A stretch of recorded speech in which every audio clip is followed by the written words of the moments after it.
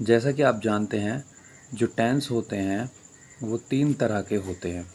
जो तीन तरह के टेंस होते हैं, तो इनमें हम कोई भी टेंस बनाएं, जैसे पास्ट हो, प्रेजेंट हो या फ्यूचर हो, सभी में हमें सब्जेक्ट वर्ब ऑब्जेक्ट की ज़रूरत पड़ती है।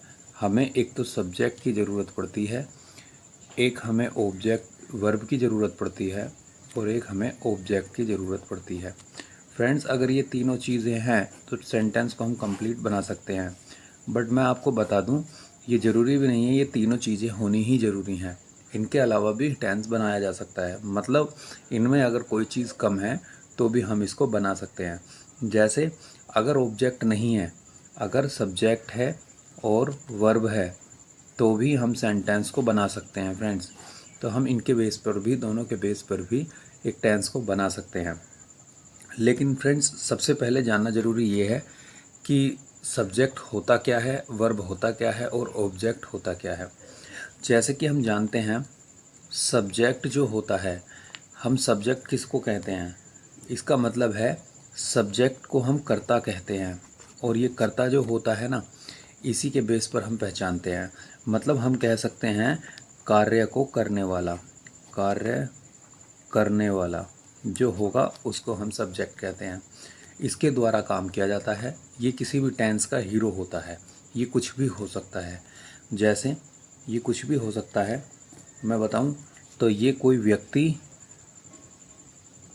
हो सकता है, कोई विभाग हो सकता है, कोई जंतु हो सकता है, कोई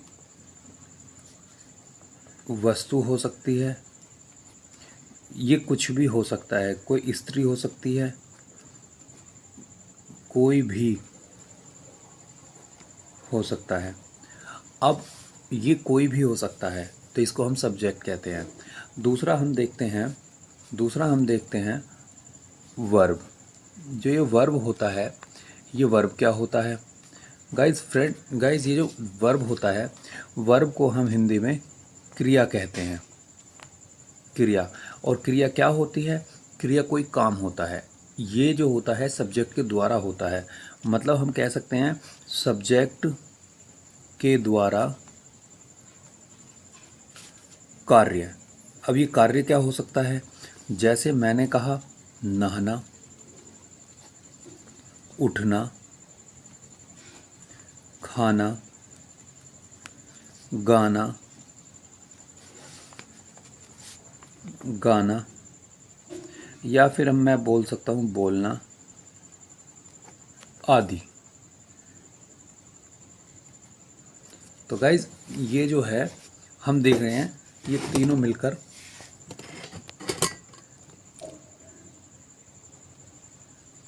तो हमने देखा यहाँ पर जो सब्जेक्ट के द्वारा कोई कार्य किया जाता है, जैसे नहाना, उठना, खाना, गाना, बोलना आदि, ये सभी वर्ब होते हैं।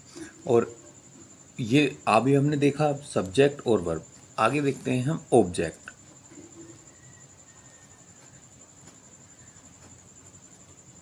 गाइस, जो ऑब्जेक्ट होता है, ऑब्जेक्ट जो होता है कर्म होता है, या हम इसको विषय कहते हैं।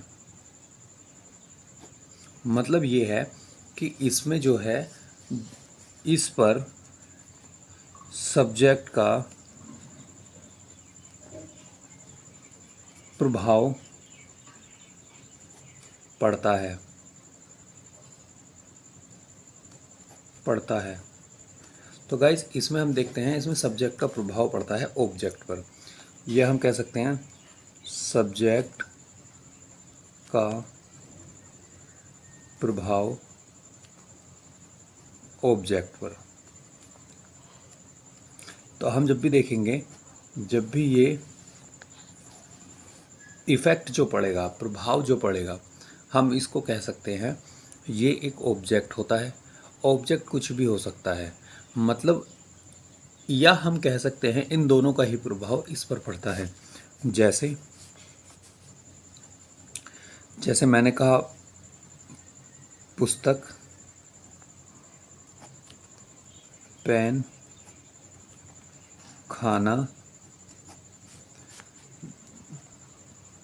या फिर मैं कह सकता हूँ कि कोई भी गेम, क्रिकेट का नाम ले लेते हैं, आदि।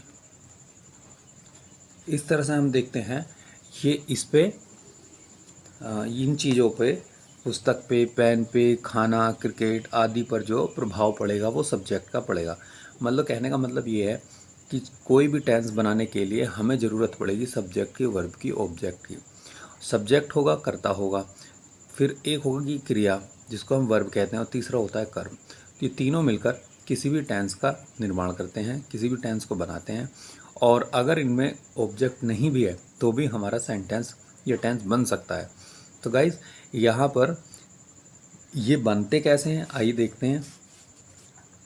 सबसे पहले सब्जेक्ट होता है, फिर उसके बाद में वर्ब होता है, और फिर उसके बाद में ऑब्जेक्ट होता है। ये एक सिंपल सा फॉर्मेशन है।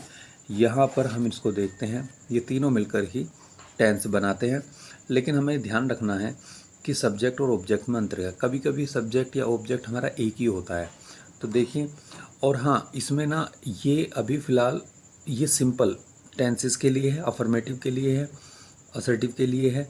तो अगर नेगेटिव हो या डबल इंट्रोगेटिव हो या इंटरोगेटिव हो तो उनमें हमें देखना होगा, उसमें बहुत सारी हेल्पिंग वर्ब, मेन वर्ब सभी को जोड़कर, या उसमें क्वेश्चन वर्ड या WH फैमिली से जो भी वर्ड आएगा उसको जोड़कर पूरा फॉर्मूला एक अलग से बनाया जाता है। अभी फ़िलहाल ये सिंपल के लिए है, अफर्मेटिव के लिए है। जैसे मैंने कहा कि वह पत्र लिखता है, तो इसमें देखना है हमें। तो ही सब्जेक्ट हो गया, राइट, इसमें ES लगा दिया, ही राइट्स अ लेटर। तो यहाँ पे हम देख रहे हैं ये तो है सब्जेक्ट क्योंकि ये काम कर रहा है, राइट ये है एक वर्ब क्योंकि इसमें एक्शन हो रहा है, और ए लेटर यहाँ पर हो गया ऑब्जेक्ट।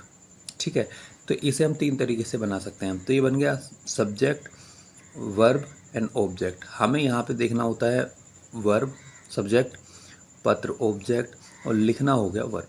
ये हिंदी और इंग्लिश में थोड़ा सा अंतर ये आता है कि जब हम देखते हैं कि हिंदी वाले टेंस में अगर हम देखें तो सब्जेक्ट, वर्ब, ऑब्जेक्ट अपनी जगह पर ना होकर कहीं और हो सकते हैं, और जब हम इंग्लिश में देखते हैं तो वो कहीं और आ जाते हैं। मगर हमें इसलिए पहचानना जरूरी है। आगे देखते हैं।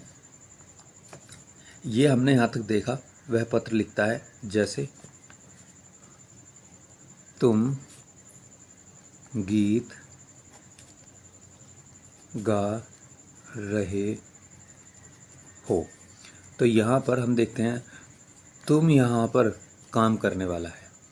जब तुम काम करने वाले हो तो यहाँ पर ये सब्जेक्ट हो गया।